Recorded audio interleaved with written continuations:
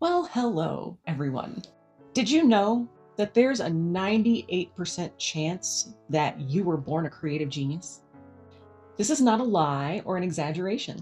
According to a longitudinal study conducted by Dr. George Land and Dr. Beth Jarman, originally for NASA in 1968, roughly 98% of children ages 4 to 5 function at a creative genius level, specifically in divergent, i.e., creative thinking. Unfortunately, this amazing creative capacity begins a steep decline once a child enters traditional schooling. Why is that? And what can we do to get our creative genius back? Hi, I'm Kristen. I've been an artist, a teacher, and a mental health professional for most of my adult life, an artist just about since I could pick up a pencil. And in all of those careers, I've used my creative brain to think outside the box in all of those professions. But there was a time during my childhood that I lost that creative spark, and there were many times in my adulthood where it waned a lot too. I felt dull and uninspired, and quite frankly, stuck in a boring or toxic job. What happened? What was going on during these periods of my life? Looking back, it was during those periods of my life where I wasn't doing anything creative. I was overwhelmed, I was tired, I was just ready to be done, and so I didn't lift a creative finger. I forgot how creativity sparked my joy and made me think better and helped me to focus better. So let's look back at that NASA study. After a child enters traditional school, their creative capacity starts taking the fast train to Boringville. By age 10, remember that was 98% creative genius. By age 10, that creative genius level went down to only 30% of children using that creative genius. By age 15, it was 12%. Sadly, those numbers keep dropping in adulthood and go down to 2% by the time a normal human adult is age 31. It's not difficult to figure out why, to be honest. Small children have the ability to see the world and its limitless possibilities without limiting constraints. They have an extremely high capacity for imagining new possibilities. Traditional schools, however, tend to favor convergent learning or convergent thinking. These include judgment, rules, and there is only one right answer thinking, instead of our natural capacity as children to have divergent thinking, which generates multiple possibilities. There is the added problem around fourth grade of social conformity as well. It becomes very important around about that time for children to feel like they're conforming with their peers. They give up their divergent nature in favor of being liked and getting that nurture. Get it? Nature versus nurture. Children who conform to the rules receive more nurturing approval than children who don't conform. Oh my God. I just understood what that Divergent book series was all about. I hated that series when I read it. I thought there is no way that any society would set itself up to have people fit these different factions and not have anyone who knows how to think outside of that conformity, outside of that faction. Veronica Roth, I'm sorry. I apologize. Your whole book series was a metaphor for this very thing, this very study. So Veronica Roth, if you ever see this video, I apologize. I doubt you ever will, but I'm putting that out there. You kept your creative genius and described just exactly what this conformity means for people. These factions are a metaphor for the struggles that teenagers go through when they feel forced to fit into one distinct box or another. I think I need to reread at least the first couple of those books. I have a Master of Arts in English Literature, for goodness sake. Okay, that was a stream of consciousness tributary. Get it? Stream, tributary. Following the pun, back to the main river here. This is one reason I believe that so many neurodivergent people are creatives. We learned to mask our neurodivergence. Most of us in Gen X were undiagnosed. And we built structures along the way to help us look like we were conforming, to help us be successful around neurotypical people. But that neurodivergence doesn't go away in the background. It's still there. So some of us power forward in our weird creative genius. Some of us mask and power forward into what other thing we conform into to become successful. And some of us crash and burn. I've had a few crash and burn times in my life. Two of my close cousins when I was growing up were extremely intelligent. The three of us all were very aware that we were very smart. And I thought that my older cousin, well, he was barely older than me, was a genius and would grow up one day to become some kind of scientific person or a mad scientist. They were smart, funny, and weird. We were weird. All three of us were undiagnosed ADHD Gen X kids. Unfortunately, because he never learned to mask his neurodivergence, he was always underperforming in school, always in trouble, and eventually he descended into alcohol and drug abuse. Unfortunately, he never recovered from that state of being. My other cousin, who was also my best friend and was a year younger than me, also fell into that outsiders club. You know, that group of kids who thrived on being rebellious because they didn't really fit into the conformists. I also fell into that group when I started going to the same school that she went to. And she went on to, I don't think she graduated high school, but she went on to also descending into drug abuse and just abusing her body in all sorts of ways. While she eventually recovered from much of that, her poor body was so beaten up that she passed away a couple years ago. I was 56, I think, and she was 55. I also nearly crashed and burned. In fact, I did crash and burn a few times. Here I was, another gifted kid with undiagnosed ADHD, and a whole lot of, please like me, I need you to like me. That energy made me the perfect prey for a lot of people. It was easy to derail me. Add to that, being told by my parents that I was lazy, that I wasn't doing things well enough, that I wasn't good enough for most of my life, and I was nearly done for. I nearly went the same way as my cousins did. I was in that cycle of having a baby young. I was 19 when my daughter was born, of lower income jobs and poverty wages, until I realized that I was never going to be a conformist. So I might as well stop trying to be and start being that weird, funny, neurodivergent creative that I always wanted to be.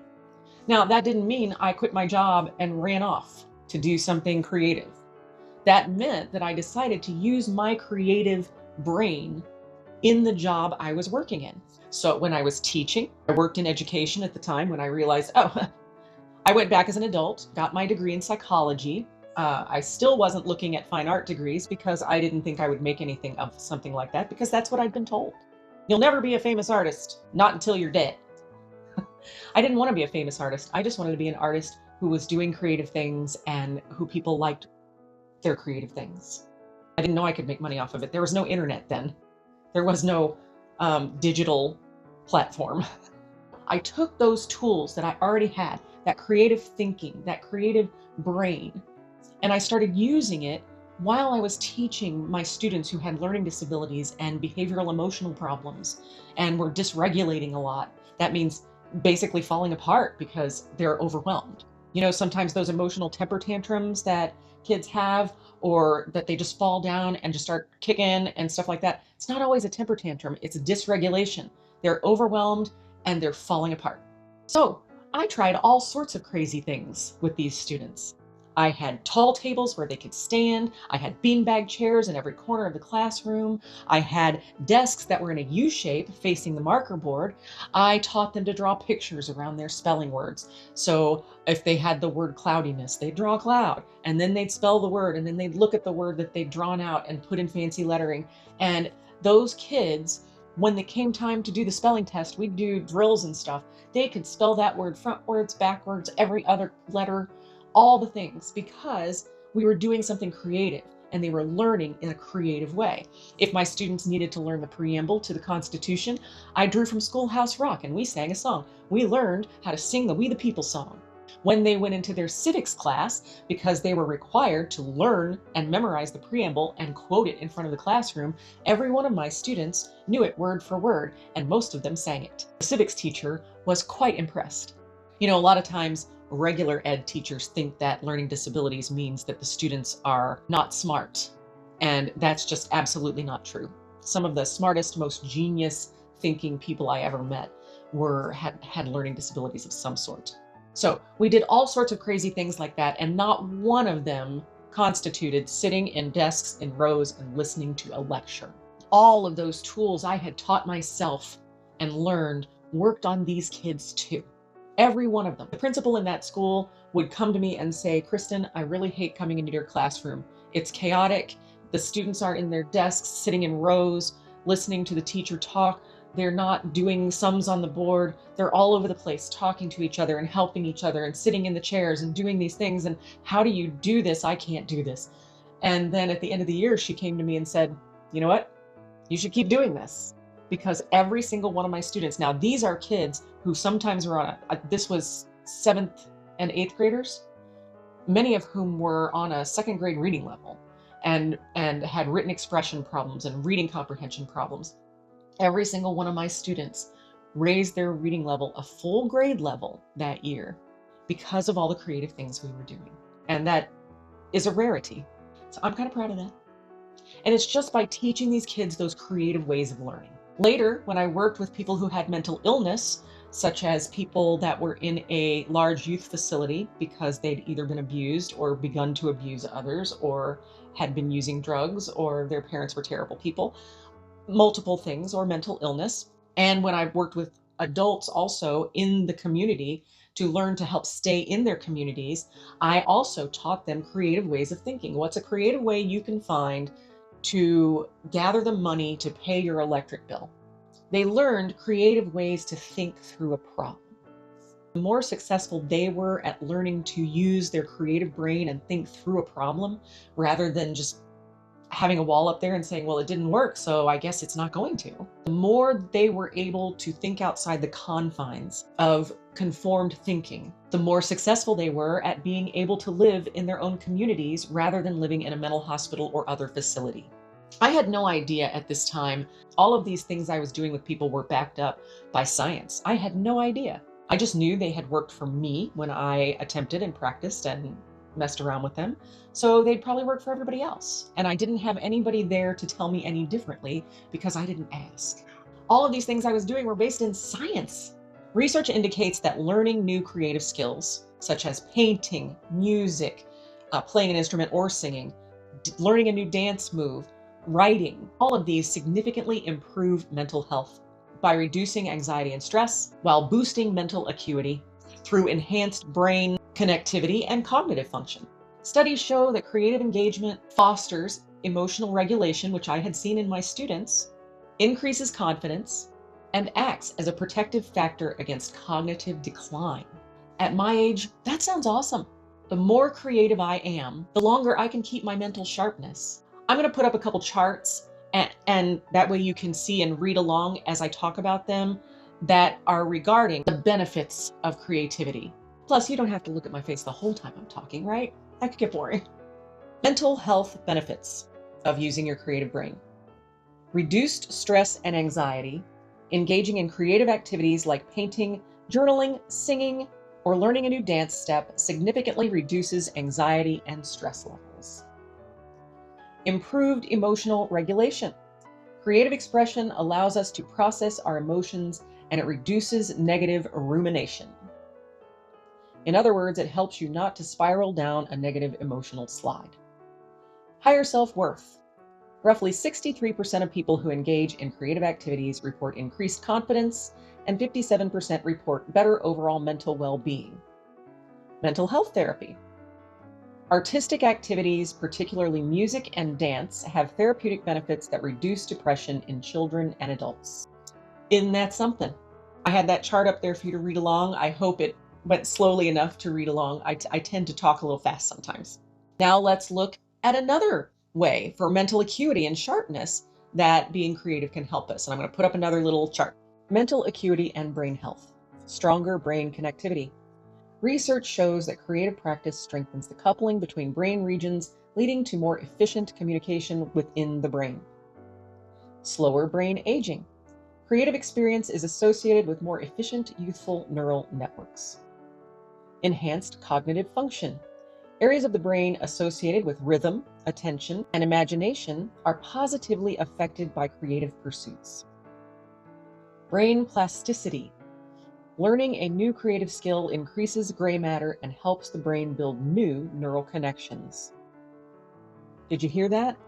It doesn't just stimulate what's already there, it helps you build brand new neural connections. It actually makes your brain healthier. Now let's talk about what all this means for me, for you, and for this channel moving forward. Yes, I've been neglectful of this channel. I've been super busy trying to declutter and get the house stuff in order, and it's still going very slowly for a move abroad to France. I've also, however, been picking up some certifications so that I can help people with their creative clarity one-on-one or in groups or even on this channel. So trying to get all those balls moving at the same time, the desire to get to France and picking up coaching certifications actually took time away from the creative business that I'm actually building, which includes this channel, to have an income in France. Duh. I've spent quite a lot of time working on gaining clarity over my own life and my own future and what I want that future to look like. I've worked to sell my art, which is enjoyable, but it wasn't paying the bills. Plus, I was missing other parts of my personality. I love to teach. I especially love to teach people how to do creative things and how to increase their own creative clarity so that they can move forward into the life that they see for themselves. So I especially love to teach people how they can reconnect with their creative brains too. As I said, I've spent some time collecting coaching certifications, which involves doing some coursework. You don't have to necessarily have certifications, but it's good to actually kind of know the process and to know what works.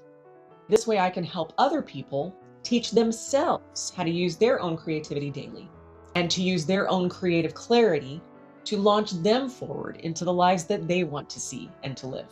Whether it be for advancement in the job that they already have, creating their own business, or if you're thinking about moving abroad as I am. And don't think that that does not require some creative thinking.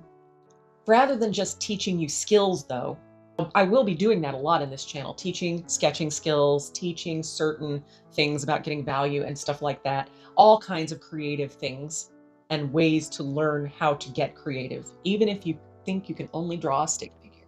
I'll also be helping you connect with your creative brain to begin seeing the world in a different way, with more possibilities in it. Rather than acting as a therapist, I do have a psychology degree, but I never wanted to get my degree in clinical psychology, my master's, or become a clinical therapist. They look at past events and things inside and traumas and things like that to help you to move through these issues. And those things can be good, but that's not what I do. I'm not a therapist. I'm not a counselor. I don't tell people what they need to do. I help people learn to ask themselves their own questions and to stop with focusing on their past or hindrances and ask those questions to themselves that will help them move toward the future that they want. I'm currently building a website to accommodate all the moving parts, my art, prints, etc., but also a coaching platform and eventually creative retreats once I'm in France.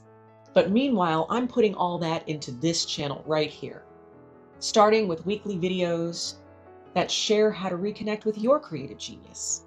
This reintroduction has gone on long enough. Please hit that thumbs up button if you haven't already. It will help me in the algorithms to rebuild my viewing time and rebuild my videos being seen by other people. Subscribe to my channel if you haven't already. If you're a long-time subscriber and you thought you just returned and saw this channel and had thought it was dead a couple years ago, stick around. If you want to continue learning how to change the neural pathways in your brain by performing simple, daily creative acts, keep following along. I am not going to drop the ball on my creative brain again. I hope you all have a great day and a great week ahead. And remember to do something creative.